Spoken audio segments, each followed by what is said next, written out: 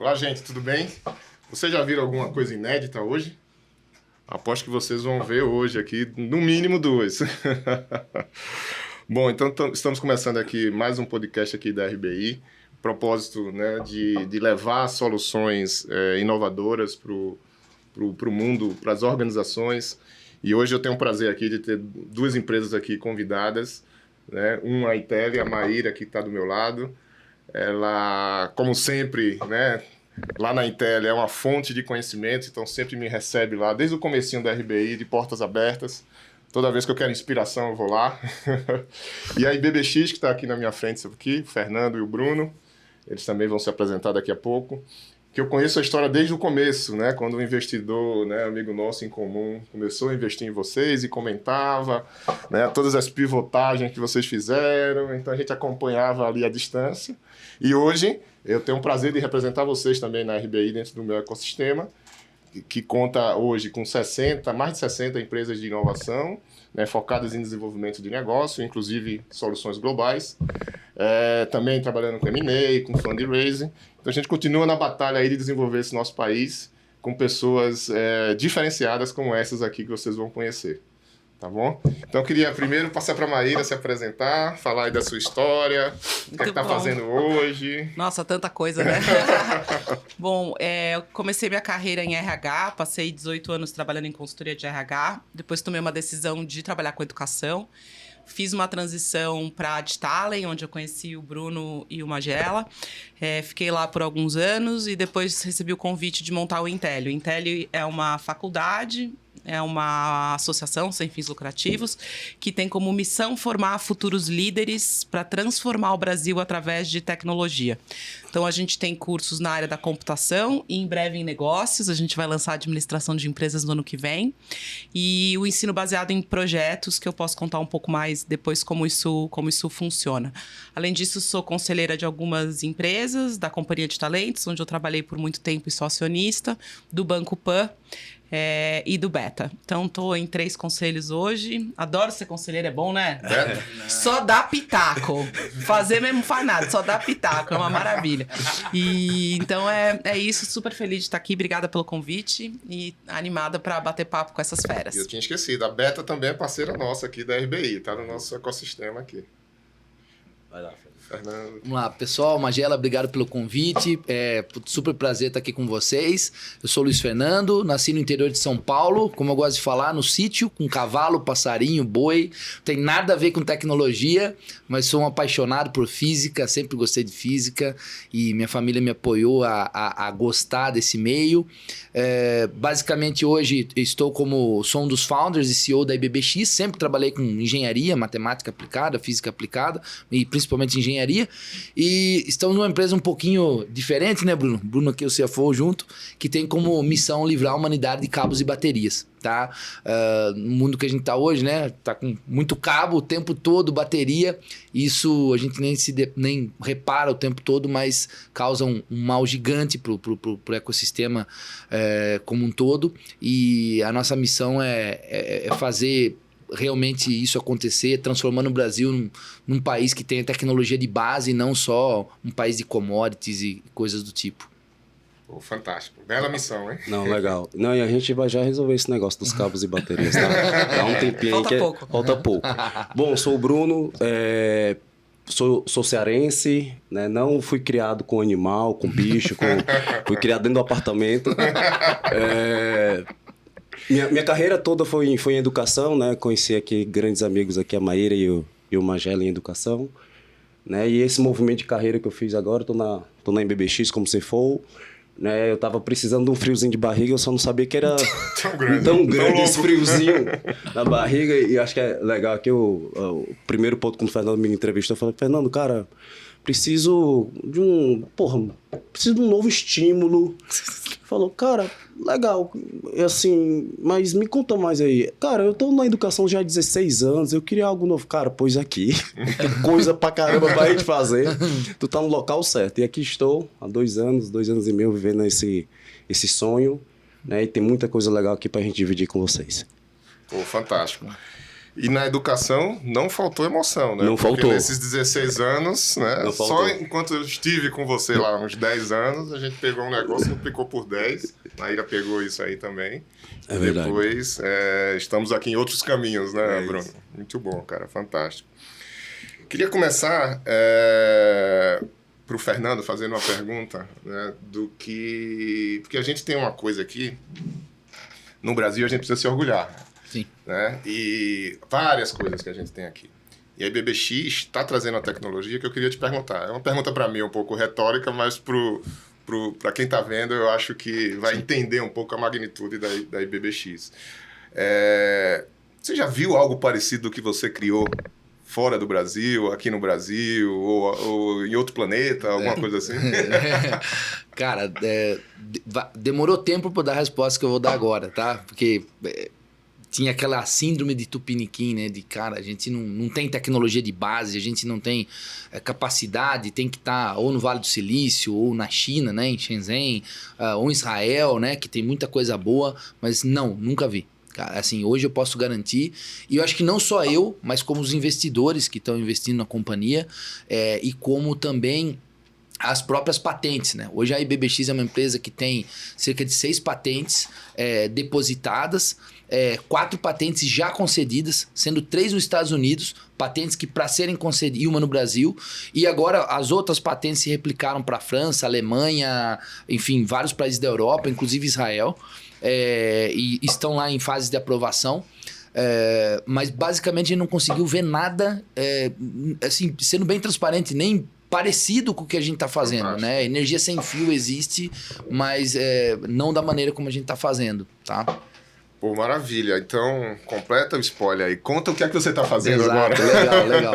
Bom, assim, para quem tá vendo, né, tá em casa, o pessoal que já conhece um pouco a história, mas a IBBX, ela nasce de uma equação, tá? Ela nasce de uma... Basicamente, eu trabalhando na indústria, vi a quantidade de energia perdida que esses motores industriais desperdiçavam, jogavam no ambiente, um motor elétrico, né, que é o que a gente tem em toda a nossa volta, esse ar-condicionado, sistema de cabeamentos, tudo gera onda eletromagnética, essa TV, computadores, celulares, e uma parte dessa onda eletromagnética ela é perdida no espaço. Só que se você for pegar em nível de motores industriais, nós estamos falando de quilowatts e megawatts, às vezes dentro de uma indústria. E essa energia, ela era meio transparente, né, entre aspas aqui, justamente porque ela estava no que a gente chama de área reativa do campo eletromagnético, que é uma área que foi pouquíssimo estudada, ou para ser honesto, nada estudada, devido ao mundo ter ido para ondas de alta frequência pela largura de banda e quantidade de dados. Mas como tinha energia ali e minha intenção não era dados, era energia, eu fui estudar aquilo e vi que tinha uma equação, chamava equação de Friis. Ela não tinha capacidade de calcular aquela energia. Ela foi feita para o far field e ela não conseguia calcular. E eu fui lá, não tinha muito o que fazer na época. Eu fiquei No sítio? No sítio, eu tava ali. Não, eu trabalhava pra caramba, muito mais que eu trabalho hoje. Mas à noite eu ficava ali tentando resolver uma equação que funcionasse. E quando eu cheguei na equação, que hoje eu sei que ela funciona, na época eu também não acreditei que funcionaria. Achava que era alguma coisa descritiva ali, empírica e tal. E funcionou. Depois disso, era sair da equação e transformar num dispositivo, realmente num protótipo, né? Conseguimos fazer isso. Eu sempre conto que o início foi muito complicado, porque ninguém investia num negócio que tira energia do ar, ainda mais no interior de São Paulo. Então investimos do próprio bolso. Isso foi bem interessante. Eu e um outro, um ex-diretor da Saint-Gobain, que eu conheci no Centro de Pesquisa e Desenvolvimento da Saint-Gobain, onde eu trabalhava nessa época, e basicamente a gente montou a IBBX com o intuito de transformar aquele monte de teoria em um protótipo que reciclasse essa energia que tinha milhões de aplicações, desde dispositivos IoT, tirar cabos, para quem não conhece o setor industrial, ou inclusive um prédio como esse, você tem cabo para automação em tudo, esse ar central que está aqui funcionando, sistemas de iluminação, tudo isso liga e desliga com cabos, com sistemas de automação, tudo isso é cabeado. A nossa ideia foi, imagina tirar cabo de tudo isso, né? Uhum. E dá para fazer isso, né? Mas também dispositivos pessoais, os consumers, né? Dispositivos pessoais residenciais, como, por exemplo, o smartwatch, como, por exemplo, um headset. Imagina você entrar na sua casa e nunca mais precisar colocar seu telefone na tomada. Nossa. Não colocar seu smartwatch, headset e dispositivos que a gente não conhece para a área de saúde. Imagina que hoje, um marca-passo, você precisa operar a pessoa para recarregar a bateria. Né? Tem até um case que eu estava vendo esses dias, um pessoal, inclusive da França, fizeram uma pesquisa de um dispositivo que conseguia consertar o fluxo de elétrico que causa o Parkinson naquele tremor que a pessoa tem. Só que qual que é o problema? O problema é que o negócio, para funcionar, precisaria trocar a bateria a cada 2 meses, 3 meses.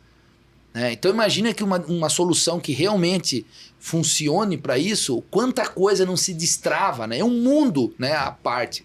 E basicamente a BBX ela focou nisso e, enfim, depois a gente vai contando o resto do caminho. Então hoje a gente tem uma tecnologia que consegue reciclar a energia do meio ambiente e no meio do caminho a gente descobriu que essa mesma onda que antes fora deixada de lado, consegue também trafegar dados.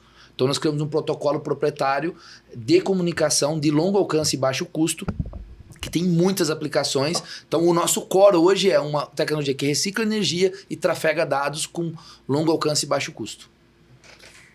Que aula, hein? Em poucos minutos aqui.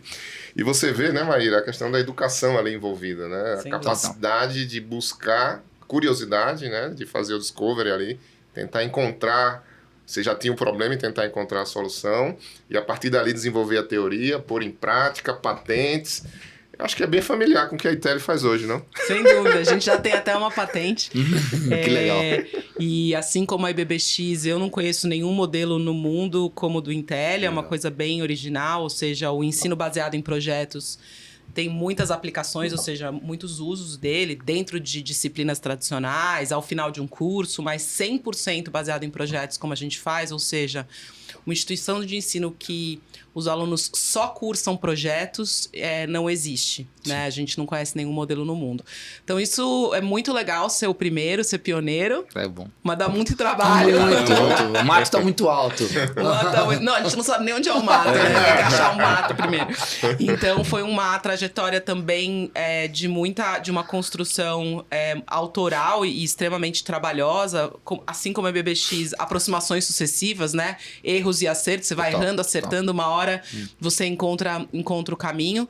E também muito similar à EBBX, como é que a gente fez, né, para atrair a primeira turma de alunos, porque a gente não tinha campus, não tinha nenhum aluno, muito menos aluno formado, num modelo totalmente original de ensino, né? E ainda estava na pandemia, para piorar. Sim. Então a gente não podia nem ir até as escolas ou receber ninguém por conta do momento que a gente estava vivendo. Então, assim, foi muita... não foi só aula de sapato, porque eu não fui em lugar nenhum, fiz tudo na minha casa. Mas eu nunca me esqueço, que eu comecei a contabilizar, né? Eu fiz 176 lives falando a mesma coisa, né?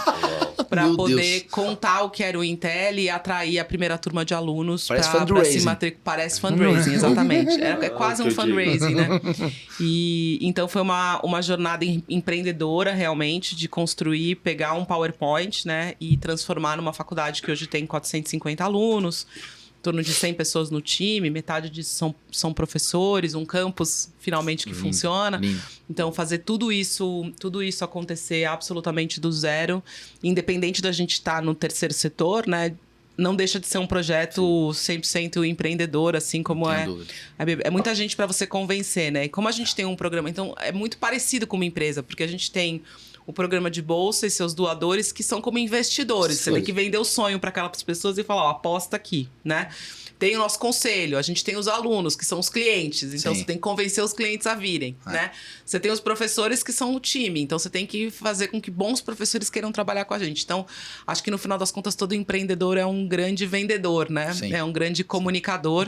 E aí, acho que o que vocês fazem complementa muito esse papel, né? Na EBI, porque vender é o desafio, acho que, em comum de todos os empreendedores, independente de que setor eles estejam.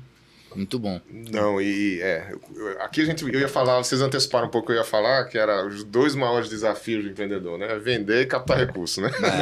E a gente já falou aqui um pouco. Bruno, você que está agora, você também já teve educação, tá um pouco...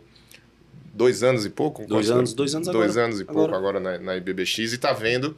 Só em 2 anos, tanta mudança que teve no IBBX, que é mais ou menos o tempo também que eu tava lá, né? que eu tô representando vocês lá. E como é trabalhar assim de uma forma um pouco diferente do que você estava acostumado, né? No sentido de construir uma coisa uma semana, daqui a pouco, né? Às vezes tem que pivotar e mudar, um desafio novo, um investidor novo que entra, tem que fazer o pitch de convencimento. Tem que entender até de física, cara. Tem mesmo. Então imagine o meu... Não, Mas não é educação física, física. Sem sacanagem. Eu cheguei, né? Puta, entendi. Ele fez essa explicação dele aqui, que a gente já escutou, já faz muito para um monte de gente. O meu desafio inicial, de verdade, foi entender mesmo, né, como é que a tecnologia, de fato, né, qual era o grande valor da tecnologia. Esse foi o meu primeiro desafio. Perfeito. Né? E óbvio, né, o Fernando tem a forma técnica e eu tenho uma forma de falar que é diferente da dele. Tento simplificar as coisas para ver assim, Fernando, uma criança, para aprender isso aqui, como é que eu falaria esse negócio, né? E você vai testando esse negócio e vai vendo, vai vendo com quem encaixa, tá? Então, acho que teve um desafio inicial aqui, puta, realmente esse negócio é diferente, né? Como é que, de fato, isso vira um produto, né? E desse produto sai ali várias soluções, né? Então, tem um caminho, tem uma trilha que na minha vida anterior, esse negócio já estava pronto. Já tá lá na prateleira. Uhum. Eu tive que montar a prateleira com o Fernando, né? E com outras pessoas, né? Então, assim, eu acho que esse é um dos grandes desafios do empreendedor, né? Fazer com que essa prateleira, né, esteja ali, disponível, de forma simples, né? E que ela seja palatável, que as pessoas entendam. Né? Porque não adianta falar de energia de sem fio. Na hora que ele entra na parte reativa da onda, o cara já deu tela azul. O cara já tá pensando como eu saio daqui. Não consegue entender nada desse negócio. Né? E eu acho que essa é uma parte 1. Acho que a parte 2, que é bem interessante, né? E é a vida de quem está numa startup, quem está iniciando um novo negócio. Cara, você é o zagueiro, é o cara do meio de campo, é o goleiro, é o cara do cafezinho, né? Recebe visita lá, Fernando, cadê o bolo? Não tem bolo, precisamos atrás de um bolo do café. Então, eu acho que a startup... Depois conta a história. Conta a história do bolo que você tirou. Conta. Eu tenho uma história boa do bolo. Conta logo. Então, eu acho que a startup, né? Você tem que estar muito afim de construir. Né? E muito afim de arregaçar a manga e sujar a mão de graxa. Se não tiver afim, nem entre. Nem entre porque, cara, você vai se decepcionar. Não é glamuroso. Não é glamuroso. Tá longe de ser glamuroso. Cara, tá longe, assim. A sua resiliência é testada todo santo dia, tá? Com relação ao bolo aqui, só pra não fugir o tema do bolo aqui. Fiquei curioso também. Só pra falar do bolo. A gente recebeu um pessoal do agronegócio, né? Potenciais... Né, parceiros do agro, e tinha um senhor, né, do agro, né, eu acho que ele tinha mais de 80 anos, né, e eu tirei uma brincadeira e falei, cara, eu acho que o senhor tá morto, né, porque ele tá sem reação ali, ele tá sentado na mesa da reunião, assim, paradinho. Falei, cara, eu preciso fazer alguma coisa pra animar esse senhor aqui, e o senhor era o cara que precisava ser convencido. Um dos fundadores da Embrapa. Pô, agora tu entregou o senhor. Aí eu fui... Tinha um bolo lá na IBBX e um bolo... Eu imaginei, não, puta, alguém teve a iniciativa, comprou o bolo e eu tô fazendo aqui o papel de pegar o bolo e levar pro senhor. Levei o bolo, o senhor acordou e... Puta, a reunião mudou. Um bolo delicioso, de cenoura, muito bom. E começou a ficar mais participativo. Quando eu saí da sala de reunião, tinha um monte de gente me procurando. Bruno, tu pegou o bolo da Fernanda de despedida, cara.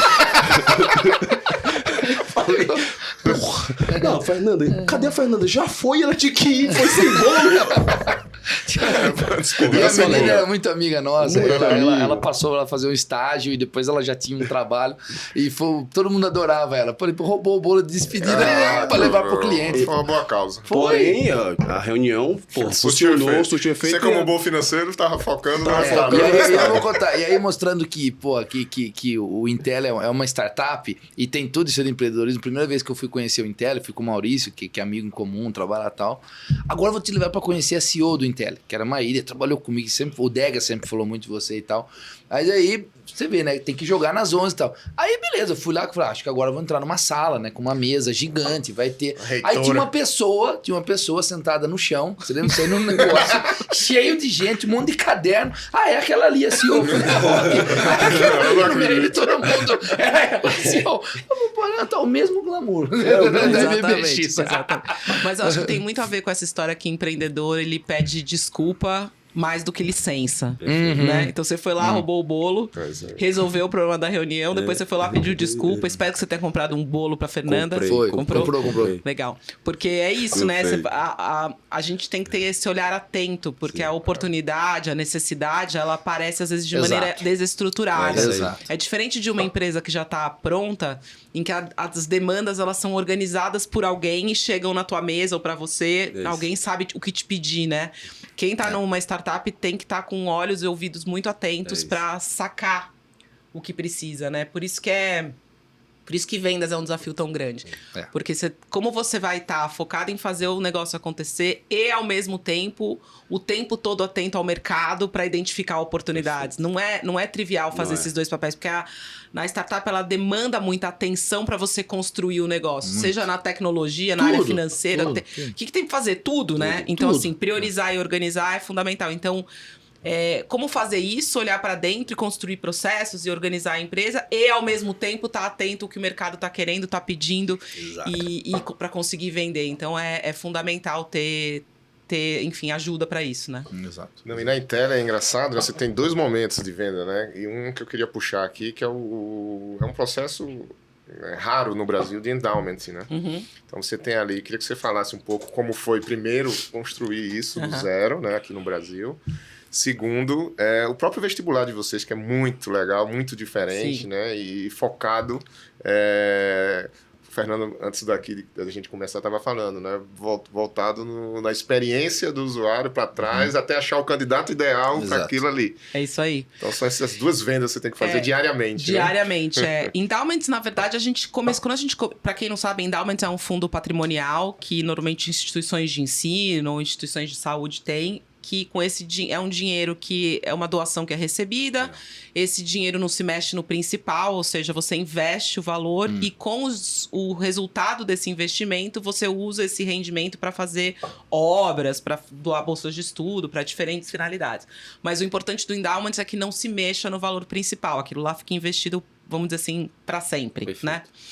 E a gente falou que a gente é muito jovem para ter um endowment, né? Então vamos fazer um modelo de doação em que seja diretamente no caixa para financiar alunos, né? Que precisassem de bolsas de estudo. Então o modelo original era somente adote um aluno. Então as pessoas vinham, adotavam um aluno, sabem exatamente quem estão adotando, recebem um relatório semestral desse aluno, acompanham o desenvolvimento do aluno. Então, mas isso é dinheiro que vem do doador pro caixa, né? Ele paga uma mensalidade, vamos dizer assim. Aí a gente falou, não, a gente não tá pronto para ter endowment e tal. E às vezes a gente tem um pouco dessa síndrome de vira-lata, né? Que você bem colocou, Fernando. E aí a gente encontrou um primeiro doador que falou, não, eu confio 100% em vocês, eu quero doar pro endowment. Aí eu falei, mas a gente não tem endowment. Aí ele falou, então cria um, porque eu quero doar pro endowment. E assim a gente criou o endowment, né? E começou assim com 1, depois 2, depois 3. E hoje a gente já tem um fundo bem interessante que começou com um pedido, vamos dizer assim, do próprio doador. Então, é super importante a gente não se subestimar, né? E não se desvalorizar, porque às vezes a gente precisa de uma validação externa. A gente achou que ninguém ia querer colocar dinheiro no nosso endowment e a demanda surgiu. E aí, falando E só, desculpa, Imagina. não pular de capítulo ainda... Toda vez que eu vou lá, tem alguém visitando, né? Sim. Para fazer essa captação, né? Para conhecer a instituição. É fantástico o trabalho que vocês fazem de também promover esse convite, né? Do empresário, do doador, para dentro de casa. Toda hora tem gente lá. Tem gente lá. A gente recebeu, assim, no total, não só potenciais doadores, mas desde que a gente começou a operar, até semana passada que eu fiz a contagem, mais de 20 mil pessoas, né? Uau, no campus. É gente pra caramba.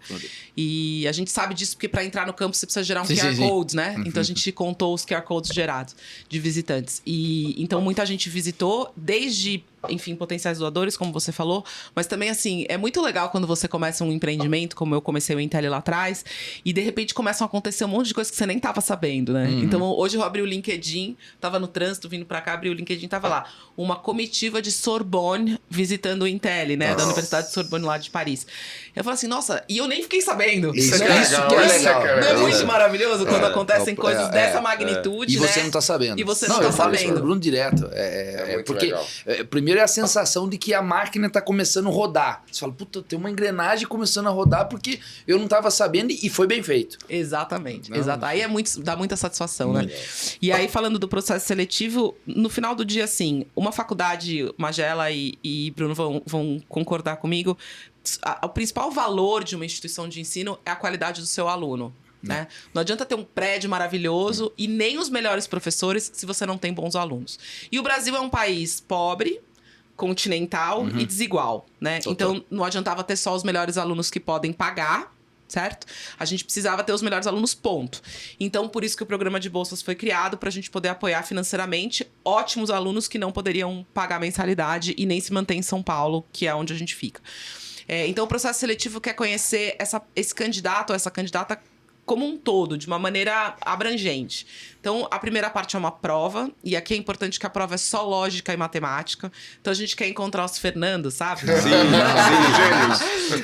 Os Fernandos há uns anos atrás, né? Que são muito bons de lógica e matemática, mas que, pô, de repente não tiveram oportunidade de estudar inglês, ou não são ótimos de história e tal, mas tem uma base, né, de conhecimento de lógica e matemática que é fundamental para estudar computação.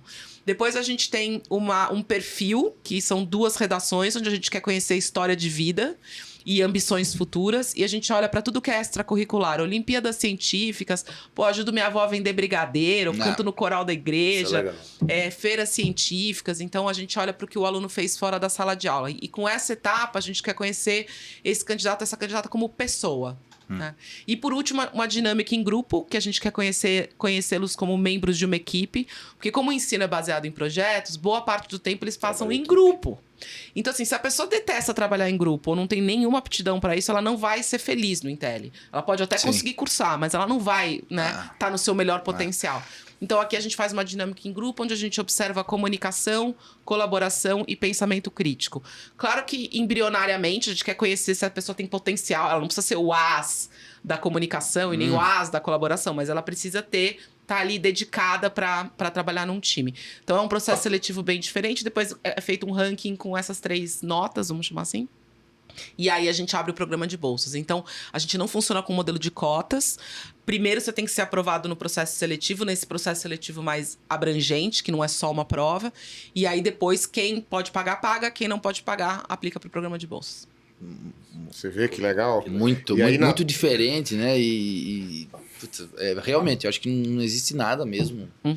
Não, e assim, uma das coisas que a gente, como profissional, identificou no mundo das exatas, né, é a pouca capacidade de liderança, trabalho em grupo. Então, aqui, vocês estão também demandando e resolvendo esse problema, né? Sim.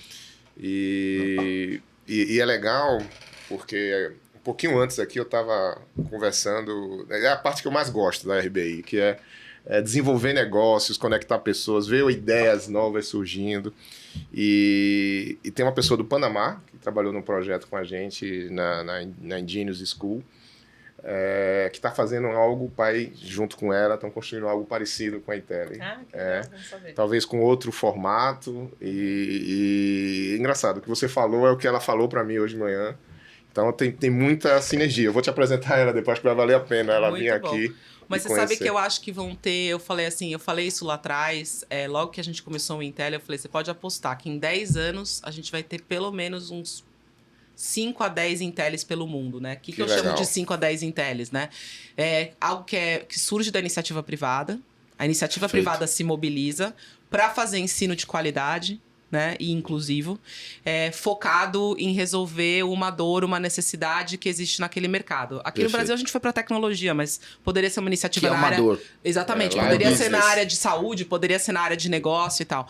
Por quê? Porque a universidade privada de massa, ela tem um papel super importante, mas ela não consegue suprir a necessidade de formação de talentos de ponta. né? A universidade pública tá complicado por vários motivos, né? Falta de recurso, greve de professor, toda a questão ideológica que dominou muito essa cena. Sim. Então, muita gente não quer mais, os grandes talentos não querem mais estudar nas escolas públicas. E aí acabam indo para fora, muitas vezes. Por quê? Porque as opções de escolas de ponta privadas estão lá. Né? Aqui no Brasil e na América Latina como um todo, são poucas escolas de ponta privadas.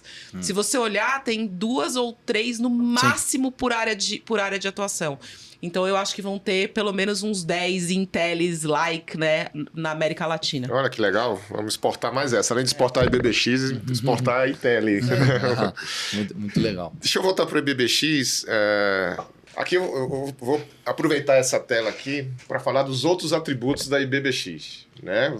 Você falou muito bem aí de onde nasceu, como começou a questão da energia, a captação de energia. Perfeito. Mas ali vocês têm também protocolos de comunicação, inteligência artificial para ajudar na gestão e identificador de problemas. E essa tela mostra um pouco isso, né? Perfeito. Através dos dados e com a inteligência artificial, onde você pode atuar na indústria, né? No IoT. E a IBBX não é só a IoT 4.0, é muito mais que isso, né? Então, se puder aí esclarecer para a gente. Perfeito. Bom, eu acho que nisso de falar, né, que a IBBX, óbvio, né, ela nasceu de um... Isso é uma coisa que eu gostaria de falar, né? Tecnologia de base não é uma cultura nossa, tá? Mas veja, a tecnologia de base, né, que vem do ensino de qualidade, ela não começa na tecnologia de base, ela começa no ensino de qualidade que replica conhecimento para se ter tecnologia de base e depois um conhecimento de negócio também, que aí vem uma outra parte para saber que tecnologia de base é a maior fatia da cadeia de valor de qualquer coisa, né? Então veja, se você pegar um montinho de areia, né, derreter esse montinho de areia, né, que tem silício ali dentro, e fazer uma dopagem, né, quanto que vale uma grama de areia? Não vale nada, né, mas quanto que vale um chip? Vale muito. E um chip é, né, uma tecnologia aplicada a um pouco de areia, né, assim, de forma bem simples falando aqui. E a IBBX ela nasce exatamente como uma empresa de tecnologia de base, né? O que a gente faz é algo que, inclusive, pode no futuro transformar, ou outras empresas como a IBBX, né, podem transformar o nosso cenário com relação à tecnologia de base para semicondução. Né? Porque, veja, todo que é tipo de semicondutor que a gente tem no Brasil vem de fora e os projetos são de fora. A maioria, né, acho que mais de 99% vem de fora. Mas se a gente tem a patente, se a gente tem... que é a primeira coisa de uma tecnologia de base, né? Propriedade intelectual e tudo mais. Tem a patente, a gente consegue realmente voltar, por exemplo, uma indústria de semicondutores. A indústria de semicondutor do Brasil, ela nunca foi à frente, dentre outros motivos, mas o principal não adianta eu ter aqui quem faça a dopagem, faça a mão de obra, mas eu não tenho as patentes. Então, quer dizer, eu vou pagar a patente do mesmo jeito, crio uma... Então, assim, uma coisa não funciona. Agora, se eu tenho a patente, a mão de obra para fazer, ela é o menor dos problemas, né? Então, eu acho que isso é um ponto interessante de falar, né? E já vou chegar no seu ponto, tá, Magela? Mas não, acho tranquilo. que... E até quando a gente vai vender isso para o investidor brasileiro e até para o cliente brasileiro é difícil, porque existe um abismo aqui no Brasil entre a tecnologia de base e a ponta final, né? Então você chega ali, pô, tem uma empresa de tecnologia de base, então, mas qual que é o serviço que você presta? Né? Então, já que a pergunta era essa, cara, não, nós temos tecnologia de base, patente, gostaríamos de desenvolver, começamos a desenvolver as verticais. Uma das verticais é IoT, soluções IoT, que IoT, para quem, né, não tem o termo internet das coisas, mas é nada mais do que monitoramento, controle e automação de uma forma mais avançada e mais moderna, que é utilizando computação em nuvem, utilizando ferramentas de inteligência artificial. Então, uma parte do que a gente faz é isso, e dentro das verticais, dentro dessa vertical grande, nós temos subverticais do IoT, que é a indústria 4.0, o agro 4.0, cidades inteligentes, geração, transmissão e distribuição de energia e o smart building. Né? Então, a gente consegue aplicar nossa tecnologia para essas 5 verticais. Então, exemplos, né? Imagina fazer automação de um shopping center, né? Um monte de cabos, um monte de sensores, um monte de atuadores, do painel de lógica, software. A IBBX faz isso com simplesmente 3 dispositivos, né? Um endpoint, um gateway e o software que está lá na nuvem, né? E não toda aquela infraestrutura, Então, isso é uma parte interessante da gente conseguir mostrar que tem uma abrangência muito grande em tudo que a gente vai fazer, só no que tange soluções IoT. Mas, basicamente, a gente consegue também atingir aqui dispositivos residenciais. Então, por exemplo, como eu estava falando, né? Hoje você tem uma empresa, né, que a gente tem um NDA assinado com eles, qual que é a dor dessa empresa? Ele tem dispositivos residenciais, como sistemas de alarme, sistemas de fechaduras inteligentes, e ele chegou no batente, deu teto. Ele não consegue escalar mais, porque tudo que ele vai instalar necessita de uma infraestrutura. Certo? Então, ele veio até a BBX para a gente desenvolver uma aplicação da nossa tecnologia para esses dispositivos e para que ele consiga falar, olha, tem um dispositivo que não necessita de infraestrutura nenhuma. Né? Então, imagina quanto você não consegue escalar por ter dispositivos de alarme, dispositivos de incêndio, como tem aqui nessa sala, que eu estou vendo, e portas e fechaduras que não precisem mais ter baterias que vão acabar ou infraestrutura de alarme. Quantos negócios não podem se destravar com relação a isso? Por exemplo, eu sei, né, tem até um grande amigo nosso, tem uma empresa da área de locação de imóveis, e falou, cara, eu poderia locar imóveis de uma maneira muito mais fácil se eu conseguisse fazer retrofit em vários imóveis que existem hoje, colocando fechadura automática eletrônica, onde eu posso alugar por um site, o cara vai lá, recebe um QR Code, vai lá na porta e destrava. Qual que é o problema hoje? Para eu criar toda essa infraestrutura de fechadura eletrônica, eu preciso fazer uma infra que vai custar muito mais caro do que o meu payback em 5 anos. Então, a tecnologia de base é isso, ela vai destravando camadas e camadas e camadas e camadas até chegar na ponta final, tá? Não, deixa eu complementar aqui, acho que rapidinho. Acho que a outra forma de ver tudo que o Fernando tá falando é assim, o que ele criou, que conseguiu produtizar esse negócio, né, gerar soluções, né, fez com que a gente, de fato, habilitasse tudo isso e democratizasse toda essa cadeia, tá? Né? E aí, exemplificando, tá? A gente consegue ser 10 vezes, até 40 vezes mais barato do que qualquer outra solução de IoT. Tá? E no final do dia, quando a gente vai fazer o pitch, vender o nosso peixe para o cliente, ele, no bom português, ele não tá nem aí para a questão da energia sem fio. Quer saber o seguinte, quanto eu economizo, eu vou salvar de dinheiro, eu aumento quanto de produtividade, eu reduzo quanto de custo. Então, no final do dia, a IBBX está nas diversas aplicações e soluções, né, reduzindo o custo, né, aumentando a eficiência produtiva, né, nessas diversas verticais que a gente hoje está atendendo, tá? Acho que tem um caso, eu queria só citar um caso aqui que eu acho que eu acho que é bem interessante, porque tem um quê de olhar o mercado, tu citou, Maíra, mas a gente recebe tanta demanda que a gente fala assim, cara, não é possível que ainda é dessa forma. E eu vou explicar. Cidades inteligentes, né? A gente está com um cliente que tem concessão de rodovia, né? O cara tem mais de 1.200 quilômetros de concessão. De uma rodovia. Né? De uma rodovia. Ele chegou com a dor, né, de iluminação pública para a gente. Aí falou, cara, mas iluminação pública? Sim, eu tenho essas ferramentas, como o Fernando citou, mas iluminação pública, me explica melhor. Tá resolvido, né? Tá resolvido. Não, hoje eu tenho o seguinte problema. Eu tenho 2 carros. O carro do cara que monitora e o carro do cara que faz a manutenção. Eles andam os 1.200 quilômetros. O cara olha o quilômetro... À noite. Olha o quilômetro 35, ó, tá queimado aqui. Liga pro cara da manutenção, vai o cara da manutenção e troca aquele ponto queimado. Aí a pergunta que vem logo na cabeça, por quê? Porque essa preocupação de fazer isso, cara, se tiver um sinistro naquele ponto escuro, eu posso receber uma multa de até 3 milhões de reais. Eu falo, caramba, vocês conseguem resolver esse problema? Isso é uma grande dor para mim. Porra, não tinha nada, né? Aí esse gênio indomável aqui começou a pesquisar luminária sem, com placa solar, enfim, resumo da ópera.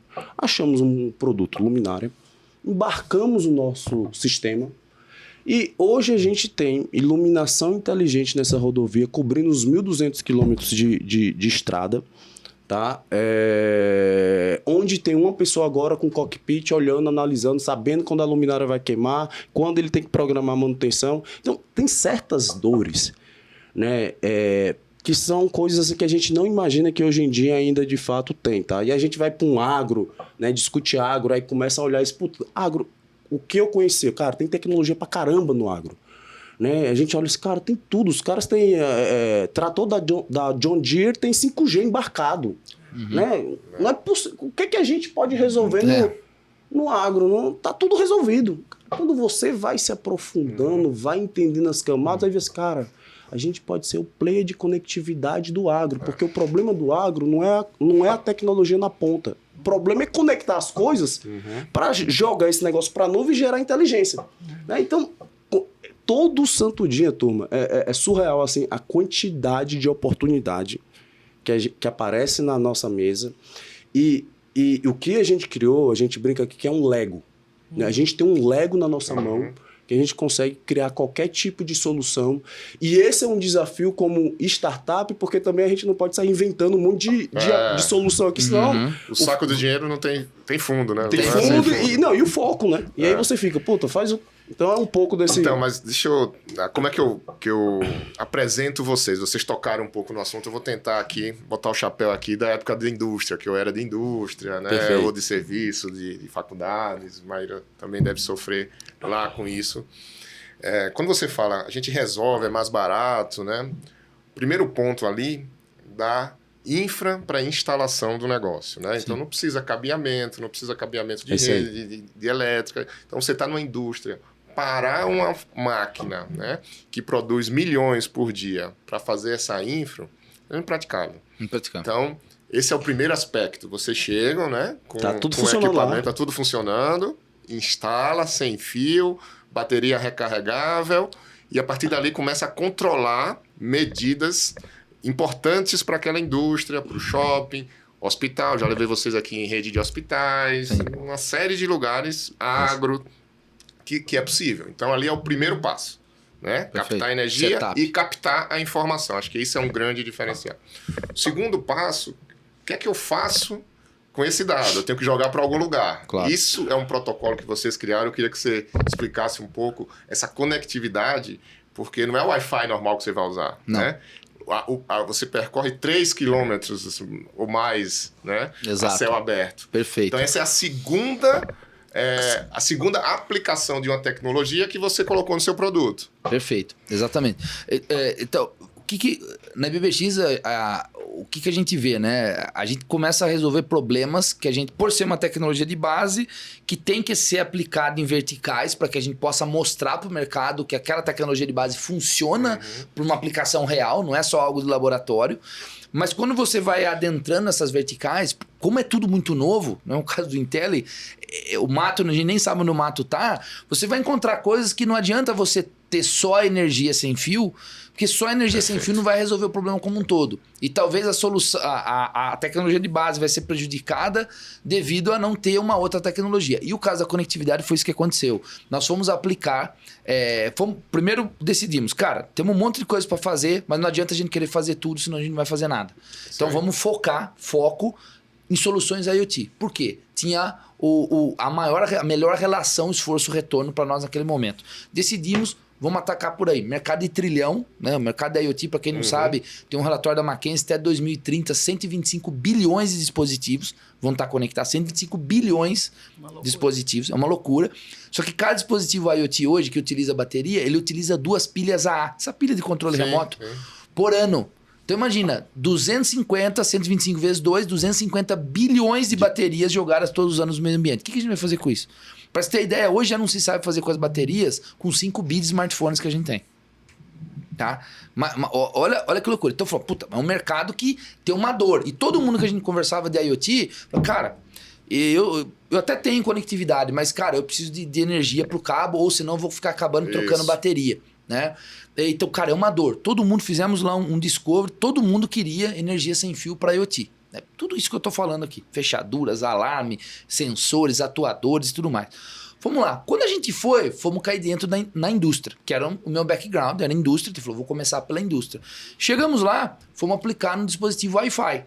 Só que o que acontece? Chegava lá na indústria, olha, um sensor tá aqui, outro atuador tá lá, outro atuador tá lá. Perfeito. Aí o Wi-Fi dentro vinha até 20 metros no ar livre. Dentro da indústria chegava a 3 metros, 4 metros. Tem lugar que nem pegava o Wi-Fi, devido a alta frequência. Vidro, né? Se tiver vidro, não funciona, porque é alta frequência. Ali é para banda larga, alta frequência. Falei, cara, e agora? O que a gente vai fazer? Aí fui para outras soluções. muito boas, inclusive como, por exemplo, o LoRaWAN. Aí chegou no protocolo LoRaWAN, a gente foi ver que o setup do LoRaWAN era muito complexo e também não tinha a distância que a gente queria. E agora? Eu apresentei vocês para um shopping que tava com esse dilema lá. Exato, isso mesmo.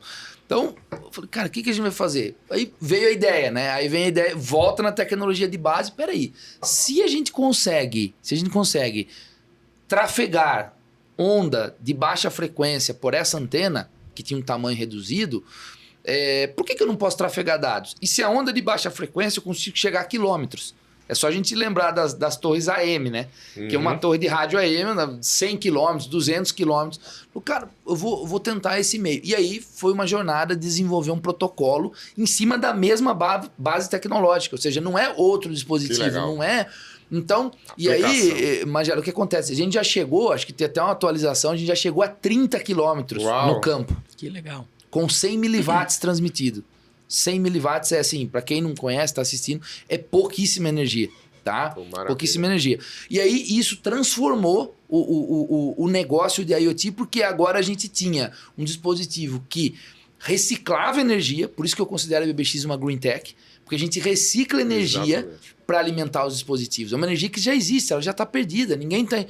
Recicla essa energia e, além disso, a gente não precisa utilizar Wi-Fi, Bluetooth, 3G, 4G. A gente consegue formar nossa rede proprietária com maior segurança, porque ela está em baixa frequência, então ela tem menos risco de ser interceptada, ela tem menos risco de sofrer interferência do que uma onda de alta frequência.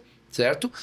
Então, a segurança de tráfego de dados é muito legal, muito maior. Hoje nós somos, inclusive, uma AWS Partner em termos de segurança de dados. Tudo tem criptografia. Então, criamos esse protocolo que hoje a gente já até pensa em comercializar só o protocolo de conectividade, que é a base tecnológica, junto, obviamente, com os hardwares de energia sem fio. E já vieram empresas nos buscando, falando, olha, eu tenho um problema grande, mas o meu problema grande não está, obviamente, em tratar os dados. Eu consigo até tratar os dados, mas eu não tenho dado. Eu não tenho porque eu não tenho conectividade. Tá? Muito legal. E você vê que interessante, né? À medida que uma empresa como a IBBX faz o seu trabalho de apoiar empresas a se tornarem mais tecnológicas, porque no final é isso que vocês estão fazendo, né? Final é isso. Com soluções IoT, por exemplo, todas as empresas vão se tornando empresas de tecnologia. Não importa se você está no agro, se você está... Tem coisa mais antitecnológica do que uma empresa de rodovia. Nossa! Né? E ao mesmo tempo está se tornando uma empresa de tecnologia para conseguir operar o seu negócio. À medida que todas as empresas se tornam empresas de tecnologia, todas as empresas terão que se tornar empresas de educação também. Concordo. Né? Porque quem vai operar toda essa nova tecnologia que vocês, por exemplo, empresas como a BBX estão abarcando dentro das empresas. Quem que vai operar uma colheitadeira, um trator que tem 5G embarcado? Não é a pessoa que outro dia estava na roça capinando. Se ela não é. Então, assim, então as empresas do agro, por exemplo, vão ter que criar uma escola de formação de operadores de trator. Porque o ensino, ou seja, tradicional... As faculdades, as escolas não estão fazendo isso. E não conseguem acompanhar o ritmo de mudança. Então, assim, se eu for lá na engenharia elétrica da USP, ou da Unicamp, ou de qualquer lugar, eles não têm a menor ideia do que vocês estão fazendo, né? Então, vocês estão muitas vezes com empresas como a BBX, que são muito inovadoras, fazendo o papel de pesquisa e desenvolvimento das universidades. Né? Além de ser uma startup que provê soluções. Então, eu fico também observando o impacto desse movimento de todas as empresas se tornarem primeiro empresas de tecnologia e depois empresas de educação. E eu posso complementar aqui, isso aí, o Bruno tá aqui, não é porque a gente teve a conversa, eu falo todo dia isso. E aí até vou falar uma coisa que vai muito de encontro que você tá falando. Eu falo, gente, o que no final do dia, os dados já existem, eles estão aqui, só que eles estão no modelo offline. Você precisa digitalizar esse dado para depois ter e poder aplicar ferramentas de inteligência artificial para refinar esse dado. E para você mudar uma empresa e transformar ela numa empresa digitalizada, transformar ela numa empresa 4.0, né, como a gente fala, você tem que ter 3 pilares, no meu ponto de vista. Tá? Obviamente, é o que a gente promove, que é tecnologia 4.0. Olha, IoT, inteligência artificial, conectividade e tudo mais. 2 são processos 4.0. Não adianta você implantar uma tecnologia 4.0 que manda uma mensagem para o operador para ele parar um equipamento, que esse equipamento está com um problema, e o equipamento fala, não, eu não vou confiar no dado, eu vou confiar no meu feeling e na minha subjetividade. Sim. certo? Não adianta. Então, o processo tem que ser 4.0. Quer dizer, você toma decisão baseada em dados e não decisão baseada em subjetividade. E o terceiro pilar, que para mim é o mais importante, você precisa de pessoas 4.0. Sem dúvida. Tá? E nessa de pessoas 4.0, o que está acontecendo com a gente? Não vou falar nome, mas indústrias gigantes estão buscando a IBBX hoje. Cara, me fornece um treinamento pro meu time? Me fornece um curso para eu operar o processo 4.0 tecnologia. Podemos até conversar depois. Processo 4.0 e tecnologia 4.0. Essas empresas estão buscando, e são empresas gigantes, que você olha e fala assim, cara, o pessoal ele tem poder, capital para investir o quanto ele quiser em tecnologia. Ele tem a tecnologia, entendeu? Mas ele não conseguiu ainda ter o processo e a pessoa 4.0. E aí muitas vezes cai naquilo que a gente se pega até às vezes xingando um RP, até a Microsoft, não funciona. Mas, cara, às vezes a tecnologia ela é bombardeada, fala, não, a tecnologia não funciona. Não, mas será que a tecnologia não funciona? Ou será que o seu processo tá, o processo do passado e a pessoa que está operando, a pessoa que não confia na tecnologia? A gente vive isso diariamente. Bom, e legal da experiência de vocês, tem sempre um fator, né, quando eu estou avaliando as empresas que eu coloco no meu ecossistema, ou mesmo quando eu estou num comitê, ou num conselho, um comitê de inovação, um conselho, que eu levo esse tema aqui que eu vou trazer para vocês, que é a validação do investidor, né? É uma barra super, super, super relevante, né? Então você tem ali um produto fantástico que resolve uma solução de mercado, e quando você tem investidores profissionais, né, seriais, que passaram ali a ser sócios de vocês, isso empresta muito mais valor até, né, para a solução. Tenho certeza que abre portas, né? Tem outro empreendedor que foi investido agora, inclusive amanhã eu devo jantar com ele, pela XP, ele diz, Magela, quando eu falo que a XP está comigo, todo mundo quer me receber agora. Então, é bem diferente. E aí, Bruno, você que é, né, a área, né, mais financeira nossa. RI, nosso. Fala um pouco do teu momento, né, da IBBX, né, de se vocês estão captando, se não estão, quem já está na mesa, etc. A Maíra também, se quiser falar depois do dela, que acho que isso é importante. Não, legal. E até vai inspirar a nossa amiga lá do Panamá, que eu disse ela que ela tem que assistir esse podcast aí depois. Não, legal. Vamos lá. A gente já tem muita gente boa engajada nesse projeto, tá? Muita gente boa mesmo, tá? Alguns fundos, né, como Indicator, Citrino, DGF, Alexia. Então, esses são os fundos que são os nossos parceiros e investidores, né, individuais, né? Tem uma gama de gente aí muito, muito legal que ajudou a IBBX ali, desde dessa ideia, dessa ciência, desse Frankenstein. O Fernando, depois é legal mostrar esse Frankenstein. Até hoje, né, onde a gente está, tá?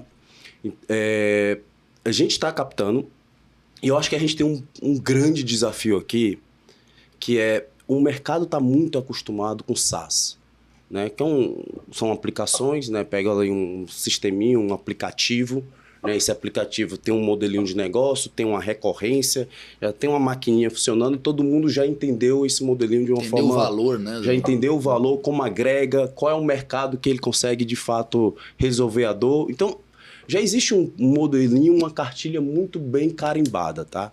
Qual é o meu desafio, o desafio desse jovem aqui, tá? Explicar de forma simples, né, o que é que essa tecnologia pode proporcionar, né, fora dessa cartilha, tá? Porque, assim, medir a gente dentro da cartilha... Para os investidores. Para os investidores. É fácil, né? Você pega lá umas métricas, joga lá numa calculadora, opa, vale tanto, né?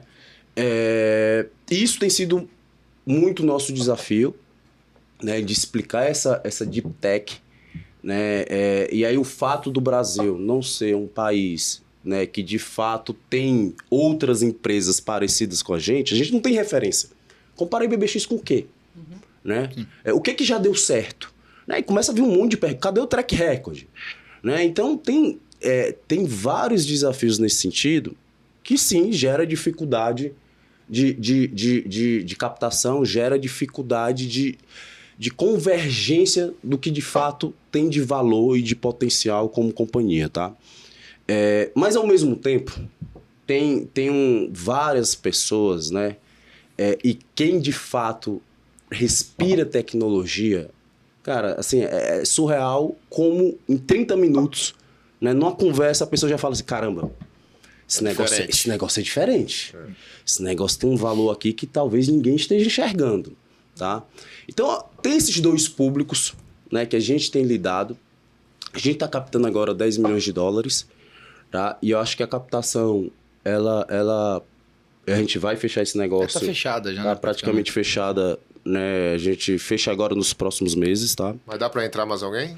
É um momento de... Vamos conversar. Não, mas a gente tá praticamente interessada, né? A gente botou muita energia nesse negócio, né? A gente brinca, cara, a gente precisa resolver isso porque a gente tem uma operação para tocar, tem um negócio para tocar, né? Então, estamos nesse momento de fechar essa rodada de 10 milhões de dólares. Vai entrar gente muito legal, muito interessante nesse processo, mas não é um negócio trivial, tá longe de ser trivial. E tem um desafio muito grande de educação mesmo, tá? Assim, de a gente explicar o que a gente está fazendo, como a gente está fazendo, o que a gente destrava, né? E óbvio, né, Fernanda, a gente vai aprendendo também, né? O primeiro pitch é uma porcaria, né? É isso aí. É uma porcaria. Vai melhorando, você vai vendo, vai entendendo. E público, né? Você vai entendendo, puta, essa turma aqui já tá com um olhar mais assim, o outro tá com um olhar mais assado. assado. Nem adianta falar, porque o track do cara é outra coisa. É outra coisa. Então, é uma arte, né? Acho que no final do dia não deixa de ser uma arte fazer e acertar esse negócio, mas a gente tem tido sucesso e eu acho que o que a gente já tem na mão, né? A gente está aí com aproximadamente 250 milhões de reais de contratos assinados. Sim. Tá? E 14 meses, né? De 14 meses de operação. Excelente. 14 meses de operação. E a grana vai vir para isso. Botar gasolina, né, nessa máquina, né, para exatamente a gente poder operar. 7% disso está operado, então tem 93% para operar, né? Então esse é o nosso desafio, né? E aí só um gancho aqui, uma provocação que eu faço para o mercado. Né, a gente recebeu, né, e é normal essas coisas assim, né? Recebemos um feedback agora, né, bem interessante que foi o seguinte: não, talvez a gente não entre porque, puta, tem um risco de execução. Eu olhei pro Fernando, é óbvio que tem um risco de execução. O que não tem um risco de execução? É óbvio que tem, cara. Lembra o caso da Indigenous School, né? É óbvio que tem. Então, assim, tem um processo que a gente tem uma camada aí que a gente tem que quebrar, né? Uma bolha que a gente tem que furar para exatamente cada vez mais educar e entender que de fato o que a gente está fazendo é único no mundo. E, cara, quem não embarcar, né, vai perder o bonde. Vai perder o bonde. Eu ia fazendo um complemento, eu acho que misturando com tudo que a gente está falando, né? Deep Tech, inovação na educação, Green tudo. Tem um dos nossos Green Tech, um dos nossos valores. Eu não estou falando porque a Maíra está aqui, porque eu nem conhecia a Maíra, é a primeira vez que eu visitei o Intel, mas eu conheço muito o Maurício, que é amigo mesmo. O Maurício é meu amigo e é das pessoas que ajudou e ajuda a gente até hoje. E um dos nossos valores, eu tirei da cabeça dele quando eu fui montar a missão, visão da empresa, os valores, o playbook, né, nosso, que é um playbook extenso devido ao tamanho da empresa, eu peguei dentro do Intel, né, e isso é uma coisa que nunca, acho que nem contei, porque eu estava visitando lá e a empresa ela é muito diferente, o lugar que ela nasceu, como eu falei, não é trivial, não é algo normal, e aí eu falei, Maurício, mas como assim, cara? Tem gente de todo lado, falou, cara, tem pessoas aqui, cara, que nunca tiveram um teto, Fernando, decente e tal. Mas, pô, pessoas incríveis podem estar em qualquer lugar, né? E isso ficou, e um dos valores da companhia, da IBBX, nós acreditamos que pessoas incríveis podem estar em qualquer lugar. Podem né? mesmo. E eu cito o Maurício nesse, porque eu gosto de colocar o valor para não ficar um negócio só pendurado. Claro. Mas o que é ser isso para a IBBX, né? E lá tá, né? Quando você for contratar, não importa de onde a pessoa veio, o que ela. Mas você tem que ver se a pessoa ela tá condizente com os valores e com o que a gente fala: ter fome, ter potencial e ter resiliência.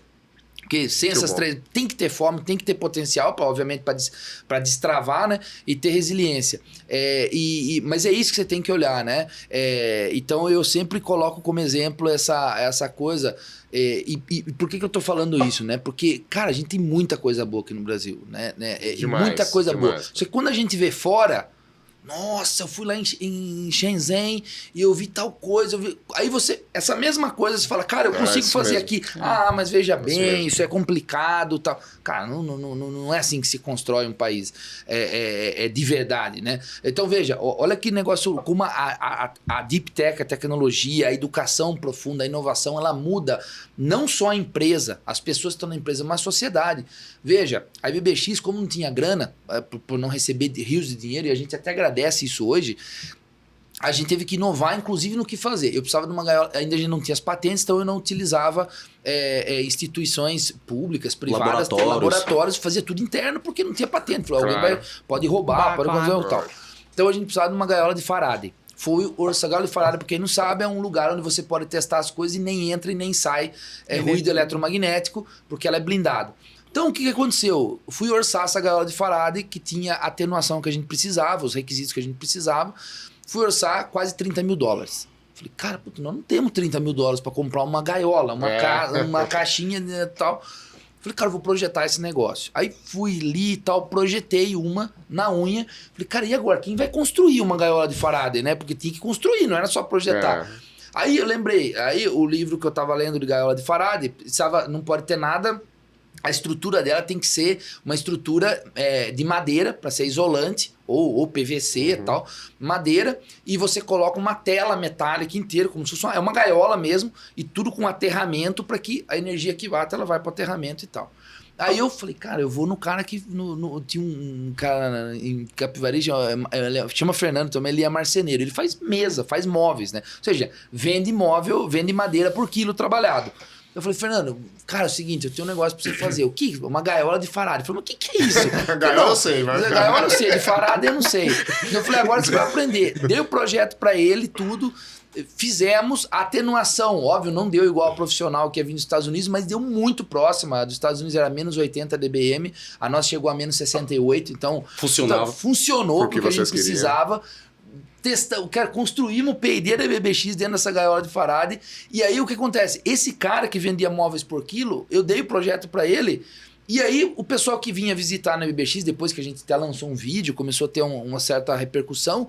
O pessoal, mas quem que fez essa gaiola? Cara, foi a gente que fez aqui mesmo e tal. Quanto custou? $15 mil. Uau. Perto de quase $30 mil. Mas quem que fez? Foi o marceneiro. Aí eu já ligava pra ele, Fernando, pode cobrar um pouco mais caro, porque cara, isso aí custava, nossa, tal. E resumo, ele fez mais 3 gaiolas de Faraday pro pessoal que tinha startup, que precisava testar uma coisa, até um pessoal de drone. Ele fez mais 3 gaiolas e ele já não tava mais vendendo madeira a quilo. Ele já estava vendendo algo com valor agregado. E olha que legal, o filho dele que ajudava ele nos móveis, que nunca teve oportunidade de estudar, conhecendo a IBBX, vendo o que a gente fazia, super curioso o menino, tinha 13 anos ali. Mas o que é isso? Mas o que é esse software? Não, o moleque agora vai entrar e fazer engenharia de software. Então mudou até a cabeça do menino. Então o que eu quero explicar é que, gente, a tecnologia de base, inovar, não muda só o que a gente faz. Ela vai mudando a sociedade do lado com outra cabeça. O Vale do Silício foi feito assim, era uma comunidade de hortaliças que se transformou hoje no que é uma potência global de tecnologia, né? Shenzhen era um porto, né? Até tempo atrás, de pescador. De repente, em 20 anos, 30 anos... Então, a gente tem que olhar um pouquinho para frente e entender que dá para construir esse tipo de coisa. É muito interessante isso que você está falando, porque é verdade. Assim, pra você ter ideia, o primeiro lugar do Intel em 2023, ou seja, o aluno ficou em primeiro lugar no processo seletivo, ele tinha passado em 8 federais, né? E não tinha dinheiro para estudar. Nossa. Porque assim, não adianta estudar de graça. Claro. Mora onde, come o quê, se transporta como, veste, né? Veste o quê e tal. E esse menino a família dele mora na periferia de Manaus, esse menino tava vendendo bombom no Farol. Nossa. Quando passou no processo seletivo. Então, assim, é o que você tá falando, o talento tá em qualquer lugar, porque o talento não é mal distribuído. Exato. A oportunidade é que é mal distribuída. Exatamente. Né? Exatamente. Então, poder identificar talentos e poder... É um privilégio se você é uma empresa ou se você é uma escola, você ter a oportunidade de trazer talentos. Eu fiquei pensando no que você falou, né? Essa resiliência de construir um pitch. Eu contei lá que eu fiz 176 vezes a mesma apresentação.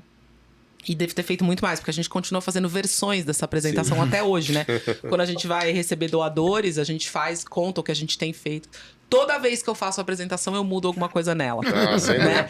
Por quê? Porque você percebe a reação das pessoas, porque você sabe o que o outro, né? No que o outro tá interessado, e obviamente essa apresentação vai ficando cada vez melhor.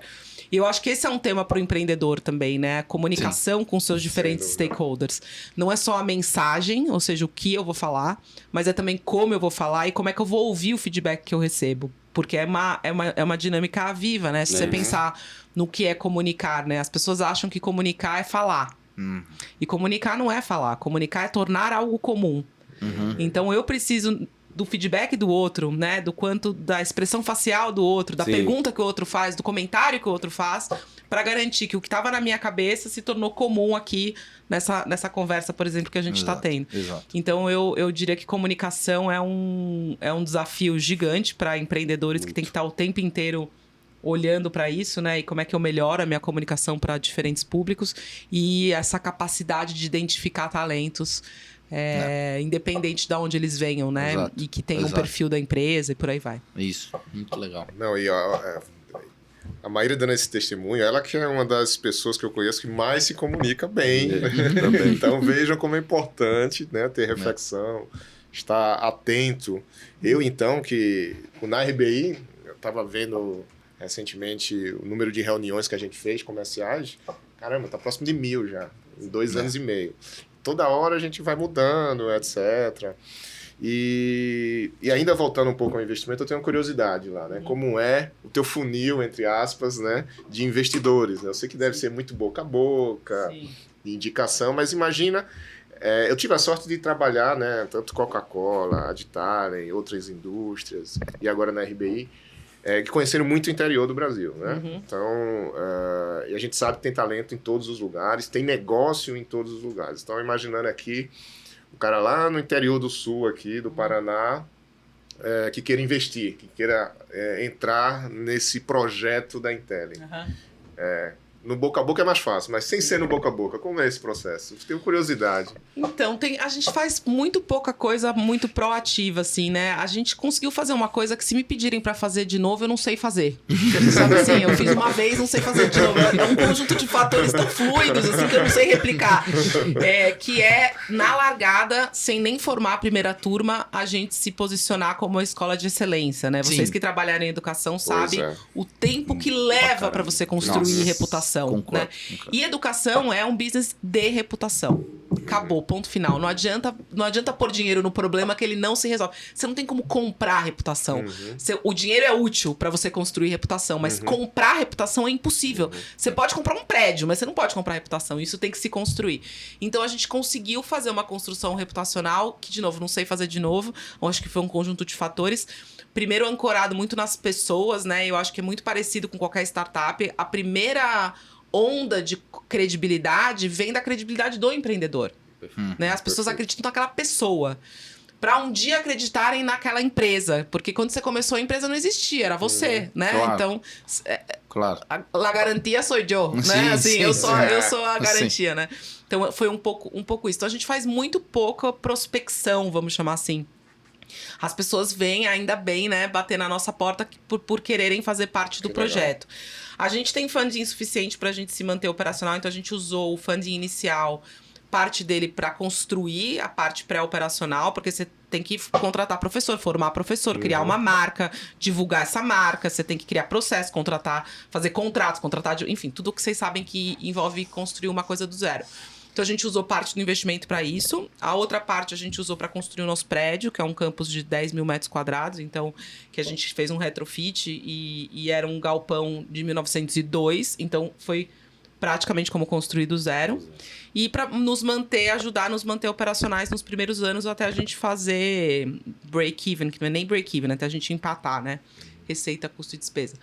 Então, a gente está assim agora o que a gente faz muito é a captação de doação de bolsas e o tempo todo. Investimento no projeto mesmo, a gente não precisou mais até agora desse dinheiro inicial, desse investimento inicial. A gente usou aproximadamente até o momento metade. Então, a gente ainda tem funding para crescer. E então vamos ver como vai ser. Coisa boa. Um caso fantástico. E essa questão da reputação, lembra que você falando aí, lembra um pouco da RBI, né? Porque o modelo de negócio da RBI ajudar aquele cara que está no Brasil todo a achar alguma solução. E aí eu vou somando reputação. Então eu tenho, vou dar um exemplo concreto aqui, né, de um produto financeiro que a RBI já atua no mercado de financiamento estudantil e a gente está tentando ampliar esse mesmo produto para outras indústrias. E um cara lá do Ceará me demandou algo, aí ontem eu falei com o pessoal do interior do Paraná e a gente já tem reunião ali terça, quarta-feira.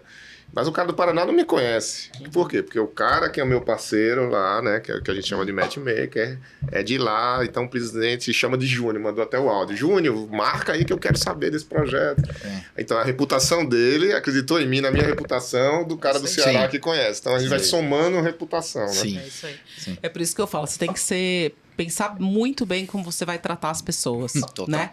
Porque a carreira é longa. E o mundo é pequeno. Sem curvas.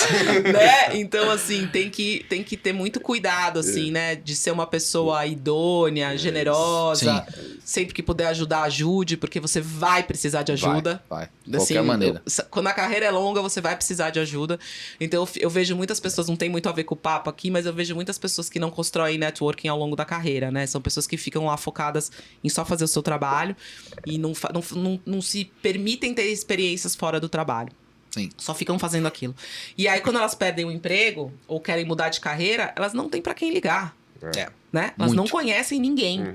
Então, tem que investir, né? Todo mundo precisa de uma boa rede de contatos. Não importa se você é funcionário de uma empresa, se você é empreendedor, se você é pesquisador, você precisa conhecer gente no teu campo e fora dele para poder conversar, né? Muito bom. E as entregas virão através das pessoas, não tem jeito, né?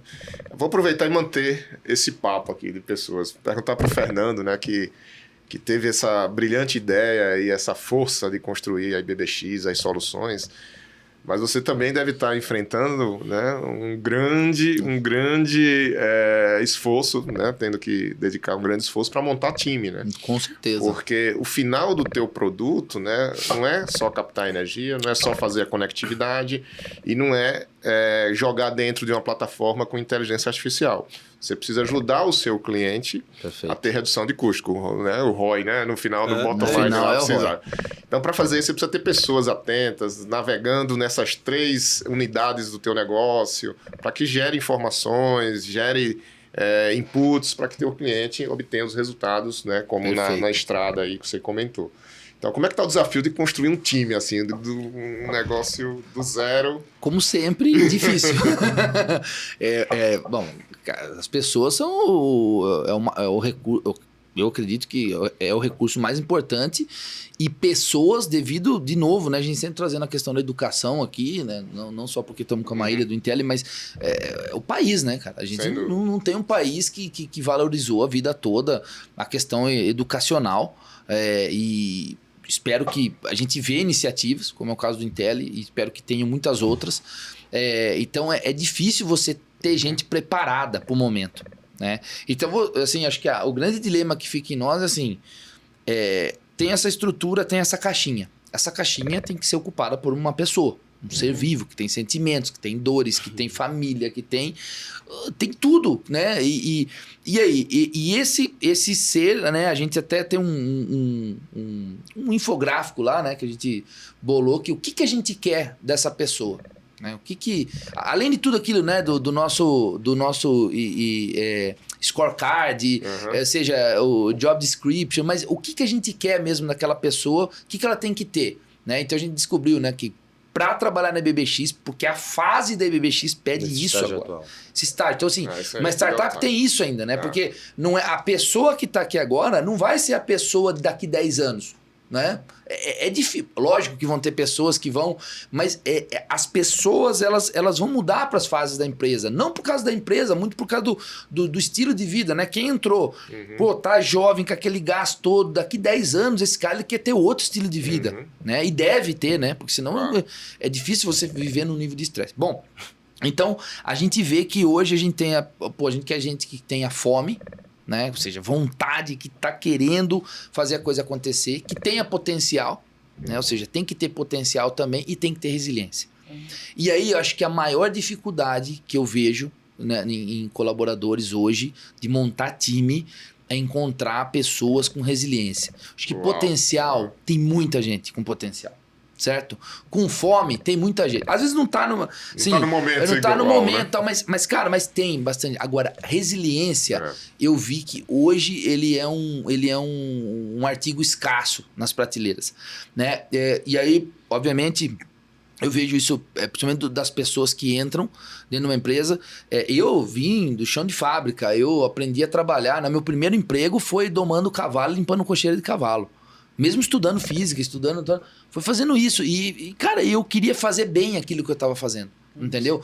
Agora, o que eu vejo é que hoje você encontra pessoas que, cara, querem chegar e... Nossa, não, porque eu estudei em tal lugar, então já tem que chegar, eu tenho que ser diretor. Depois, cara, você sabe o que é ser diretor, quer ser sênior, o quanto de pancada você tem que ter tomado, o quanto de coisa você tem que ter aguentado, né? Como que você reage a tal situação. Então, eu vejo bastante gente empolgada, né? Mas essa empolgação dura pouco porque não tem resiliência. E aí você vê, cara, que talento desperdiçado, porque ele não aprendeu que, cara, a vida é um monte de nãos e um sim. Isso aí. É um monte de não, né? Os seus pitches, né? isso aí. 100 e poucos pitches, Sem dúvida. fora até hoje. Quantas visitas? Quantos foram sim, quantos foram não? Pois é, a maioria não. A maioria não, rodada.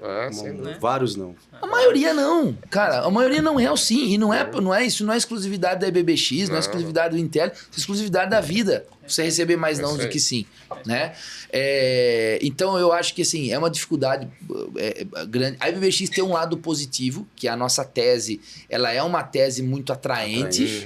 Então a gente consegue atrair muita gente boa pro negócio, mas sempre tentando encontrar assim, beleza, onde que tá o pé manco aqui desse tripé, né? A pessoa às vezes tem resiliência e tem fome, mas não tem potencial. Você vê que, cara, deu batente ali para ela Bate poder no teto, ir né? pro próximo passo. Muito potencial, mas o que, né? Não sei se concordas, mas eu acho que resiliência, assim, se eu pudesse, né? Sem olhar dúvida. e com as pessoas que eu converso, às vezes vem pedir uma opinião e tudo, eu falo, cara, assim, esqueça todo o lado lúdico, todo o lado sexy da coisa e pense o seguinte: imagina que você vai levantar, você vai ter que resolver problema. Você tem que resolver, você tem que ser um apaixonado por resolver problema. E resolver problema, por definição, é ter um problema. Senão você não vai resolver. Não dá pra pular essa etapa. Não dá pra pular. Então, assim, cara, e problema dói. Isso Problema não é, pô, que coisa mais. Pô, vou sair, eu vou lá no barzinho, quem gosta tomar uma cerveja, tomar um vinho, curtir um show. Isso não é um problema. Né? Mas ter um problema é complicado. E, né? Então, acho que esse é a Mas é dificuldade. muito interessante o que você tá falando do... Você falou, né? A gente precisa contratar pessoas que tenham um perfil pra companhia, que Sim, cada empresa tem a sua, que tenha fit com a cultura, Sim, né? Que combine total. com a nossa cultura. Mas tem o tema do estágio da empresa que você mencionou, Tem. que eu acho que nem todo mundo fala sobre isso, Não. da importância de pensar nisso quando você tá montando um time, né? Eu tive gente que começou o Intel comigo lá quando a gente nem sabia onde era o mato, né? Que não sobreviveu à fase 2. É isso aí. Que é uma fase Sim. com mais estrutura, com mais processo, com mais cada um no seu quadrado, né? Porque Pensamento, você começa, sistema. quando você começa lá atrás, todo mundo faz tudo. É. É assim, joga o problema pra cima. Quem pegar é dono dele dono. e tá resolvendo. Não importa se é um problema jurídico, financeiro, Se é bom, marketing. se é Todo mundo ruim. junto. Todo mundo junto. A empresa tem 4 pessoas, ou seja, todo mundo senta junto pra resolver absolutamente tudo. À medida que a coisa vai avançando, você precisa minimamente começar a criar áreas de atuação, escopos de atuação, minimamente. Aí, quem tá ainda no modelo mental antigo, tá, não, eu quero participar de tudo. Né? Né? E fica chateado às vezes que fica não E fica participa. chateado porque não Tô participa. sendo excluído. Tô sendo Isso é, excluído. tem. E mais, quando tá querendo participar de tudo, não tá fazendo o que tem que fazer lá na sua Isso. caixinha, né? Exato. Então Exato. teve gente, por exemplo, que começou comigo que não teve a resiliência, como você falou bem, de passar de fase. Pô, mudou a fase agora. Agora eu preciso que você foque no que você tem pra fazer. É. E infelizmente você não vai participar de tudo. vai. Mas que saudade daquela época. Pois é, eu também, eu mas também. assim, as coisas evoluem, né? Então acho que essa coisa do estágio é muito importante. No começo você precisa de gente muito coringa, né? Que jogue Sim. nas 11, cabeceia, faz gol. né, goleiro e tal. Depois não, depois é um outro momento. Eu chamo de adultos, mas eu preciso dos adultos. Eu preciso daquele cara que fique lá, ele vai, ele cuida de produto, faz bem feito aquilo. E resolve. Até o fim, né? Até o fim, vai início, meio e fim, né? Então a gente tá procurando alguns adultos. E não desiste, né? E não desiste. Vocês estão com quantos funcionários, Bruno? 83 funcionários. O time é bem, assim, sênior, né? Assim, pelo menos o SLT ali, o Senior Leader Team, né? Tem várias... Como é que tá estruturado? Hoje, Fernando, você, Vinícius? O Fernando hoje é o CEO, eu tô como CFO, o Vinícius é o nosso COO, mas tá com um papel muito importante no comercial. Ele é nosso cara de vendas. A gente tem um CTO que é o Kiko, né, que começou no início com o Fernando, e aí com um olhar muito mais para IA e para software. Só fera, todos esses aí que eu já falei, só tem fera. E o Barros, que vocês conhecem, né? O Barrinhos está com a gente lá, né? Em produto e marketing. Foi pai. Então tem uma galera. Mas o que é legal lá, né? É que tem um mix de perfis. Tem grande. O Mauro, né, que já deve estar com o quê? O Mauro, os 50 e poucos. Quase 60, o Mauro. Foi diretor da Rockwell Automation. 60 anos e o cara tá... Mas veio para trabalhar como analista. O cara que era diretor, viu? O cara trabalhar no projeto.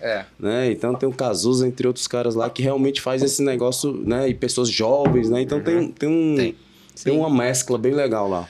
E diversidade, assim, dá retorno, né? Muito. Porque é realmente problemas complexos, soluções complexas. Não tem solução simples para problema complexo, né? Não tem bala de prata, não tem varinha mágica e tal. Então, a diversidade, muitas vezes, de experiências, de idade, de background e tal. E uma coisa que a gente faz lá no Intel, que a gente paga muito bem pro terceiro setor, e paga muito bem comparado com o mercado de educação, né? Porque o problema do mercado de educação é que todo mundo ganha mal, não é verdade? É verdade. Minha esposa é professora. Aí você vai lá buscar uma pessoa, um diretor de tecnologia, por exemplo, de uma escola ou de uma faculdade, ele não vai atender a barra do que eu espero para ser uma faculdade de ponta. Então não adianta eu buscar em outra faculdade, eu tenho que buscar fora do setor. Para eu buscar fora do setor, o nosso CTO a gente trouxe de banco. Eu tenho que ter remuneração competitiva, porque a remuneração, tudo bem, o cara vem pelo sonho, a tese é sexy, a turma adora, mas uma hora bate. Então isso é uma outra coisa que empreendedor tem que pensar também. A-team, ou seja, time nível classe A, custa classe A. Entendeu? Não dá pra você querer ter um... Aí fala assim, começa com aquela cabeça de escassez, né? Então, não, porque eu sou pequenininho, eu não posso pagar bem. Aí eu pago mal, aí a pessoa não vem, aí você traz um talento B, né? Nível A, B. Aí sabe o que acontece com o B? Ele contrata um C, o C contrata um D, e aí vira uma espiral negativa e a empresa não vai pra frente. Exatamente. Então, eu acho que o founding team, ou seja, o time fundador, aquele time que tá no começo, e às vezes esse período dura 1 ano, 2 anos, 5 anos, depende do desenvolvimento do produto, tem que ser um time muito bom. Porque é o time que vai jogar nas 11, que vai desenrolar os problemas cabeludos, que vai fazer a empresa arrancar do chão. Tirar um negócio do chão não é trivial, gente. Tem que ser gente boa, né? Não é trivial. E aí eu tenho uma tese, né, que eu não sei se eu vi em algum lugar, eu criei, que é assim, para dar certo a pessoa, que você tá falando do sonho, né, de vir, tem que ter duas coisas, né? Tem que estar feliz e tem que ganhar dinheiro. Né? Porque só ganhar dinheiro e não estar feliz é mercenário. Se só tiver feliz e não ganhar dinheiro é hobby. E uma coisa cobra a outra. Então é isso. Você tem que ter aquele conjuntinho ali, tem que ter o sonho, tem que ter tudo, mas não adianta. A remuneração.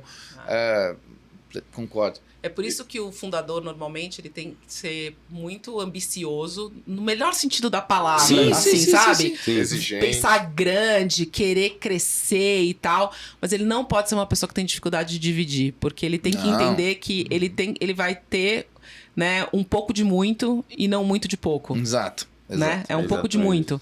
Porque se ele ficar com a cabeça, não, eu quero ser, eu que fundei, eu quero ter tudo, ele não vai a lugar nenhum, né? Ele tem que saber dividir os frutos com quem construiu junto e com quem tem o calibre de talento que ele precisa. Eu tenho 2 telas aqui para compartilhar, a gente tá já chegando do meio pro final aqui, tá? Né? O papo acho que ia durar até umas 4 horas aqui, se a gente deixasse. Mas aqui eu vou tentar fazer uma colocação para reflexão aqui da gente, e aí direcionando muito aos desafios de vocês, de oportunidades, etc. Né? Então, eu trabalhei em indústria também, né, na indústria de embalagem, que a gente tinha pesquisa e desenvolvimento, aplicava patentes, etc. Então, tive uma proximidade mais recorrente com esse mundo e passei a valorizar muito mais a importância da patente, os cuidados diante de ter a patente e etc. Né? E aqui eu trouxe um gráfico bem recente aí, de 2023, do lado esquerdo aqui mostrando os países que mais investem, né? Obviamente China, Estados Unidos, você tem ali Japão, Coreia e Alemanha, né? E você vê as áreas meio que distribuídas ali, né? Computer Technology nos Estados Unidos ali em primeiro lugar, na China é comunicação, né? Bem diferente. Onde mais é aplicado, aqui na China. E do lado direito, que ali está o Brasil, lá na Ribeira, lá no final. Né? Você está vendo ali, perto da Etiópia. Né? Ou seja, e a China do lado de cá com mais de 9.000 patentes protocoladas. Né? Em 2022. 2022, né? Agora bem mais. Esse é o protocolado ou concedido? Esse é o protocolado. Perfeito. Protocolado. Então, em BBX tem 10%. Do Brasil. Bom, corte pronto. O BBX tem 10% das patentes protocoladas no Brasil. E aí eu tentei criar essa tabelinha aqui, né, colocando aqui o nível educacional por décadas aqui, né? Então a gente tinha aqui, ó, baixa matrícula no ensino superior, número de patentes 200 mil no mundo, e eu tentando pegar ali o crescimento de PIB per capita, você vê que o mundo estava ainda se industrializando.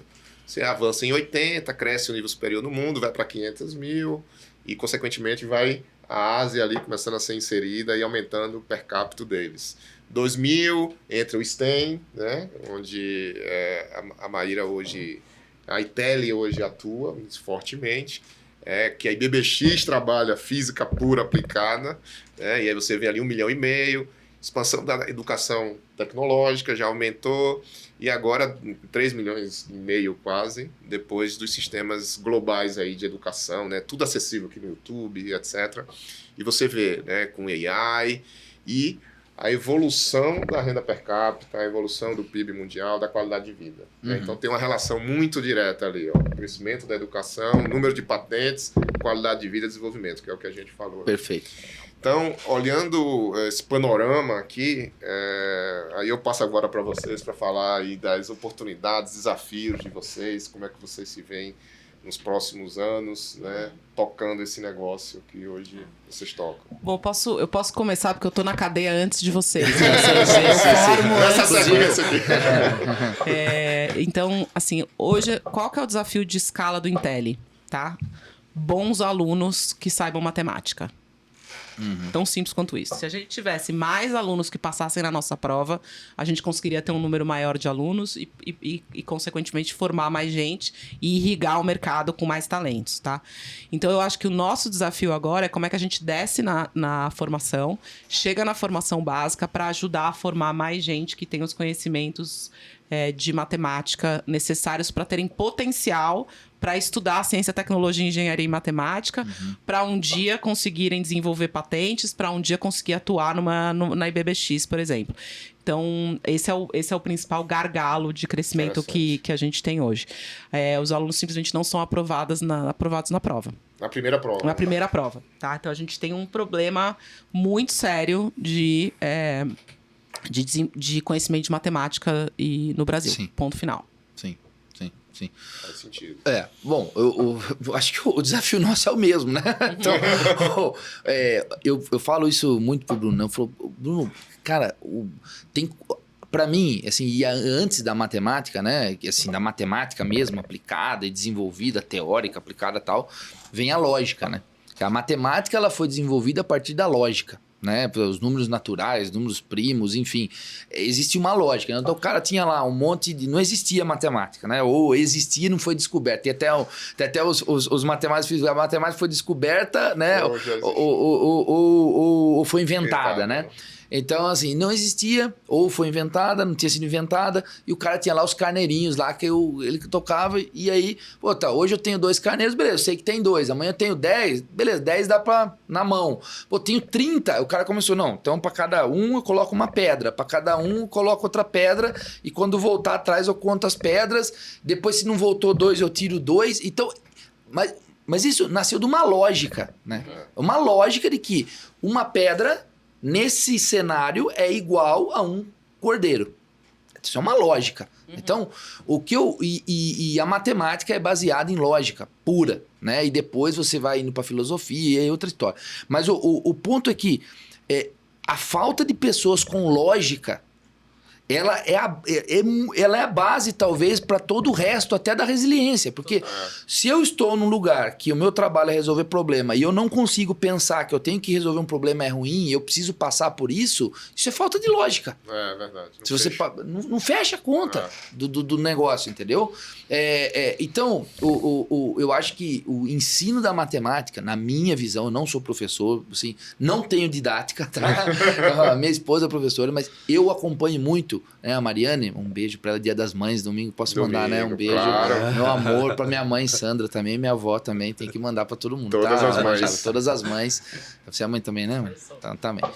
Bom, mas eu vejo o ensino da matemática ali e eu falo, cara, assim, eu mesmo me vendo estudar matemática no passado e o que eu aplico a matemática, eu falo, cara, eu aprendi errado. Eu aprendi errado esse negócio. Não é possível o cara me jogar lá um negócio, lá uma equação de segundo grau, ao quadrado, mais B, mais BX, mais C, e me jogar e falar, resolve esse problema. Então, mas para que serve esse negócio? Exato. E aí o ensino baseado em projeto, quando o Maurício me explicou, ele começa a fazer todo sentido, porque na verdade aquilo não foi criado para você resolver. Você criou aquilo para resolver alguma coisa. É isso aí. Né? Então eu acho que na minha visão, e aí eu andei pesquisando um tempo atrás, por exemplo, na Índia, né? Você pega lá grandes matemáticos, né? Como a matemática ensinada ali é diferente. Na China é diferente. E aí dá uma olhada, né, no slide, o quanto de patente na Índia e o quanto de patente na China. Pode voltar aí, Rafael. Então, basicamente, lá na China, por exemplo, a criança ela aprende a fazer conta com um problema da vida real. Olha, você tem um problema X de compra, por exemplo, comprar X coisas, você tem um dinheiro, e aí eu preciso saber assim, qual que é o momento ótimo de compra. Por exemplo, no colegial, qual que é o momento ótimo de compra?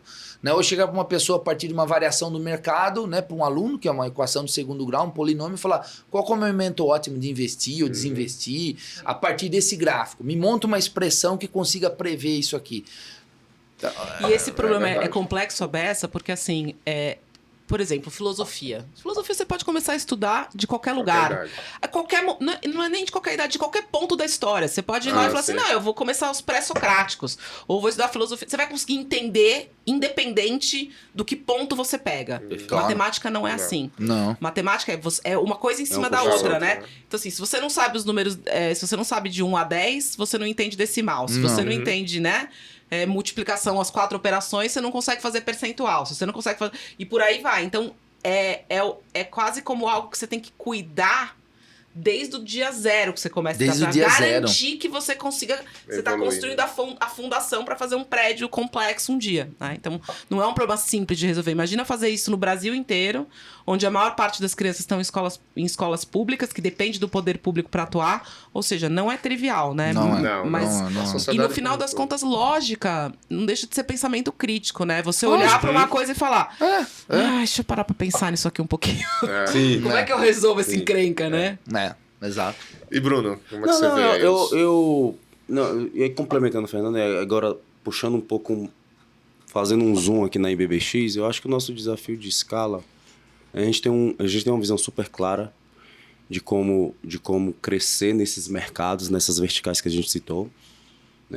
E aí, dando uma pincelada bem rápida aqui, a gente vai utilizar aqui em cada vertical ter key accounts, e onde a estratégia de escala e capilaridade ele vai estar através de canais. Então, assim, a gente vai criar uma rede de integradores, onde essa rede vai, né, assumir essa função de escalar o business. Né? O desafio está, né, fazer a gestão desse negócio, né, entender qual é o perfil desse integrador, né, para, de fato, a gente conseguir entrar nesses mercados, né, e se tornar relevante neles, né.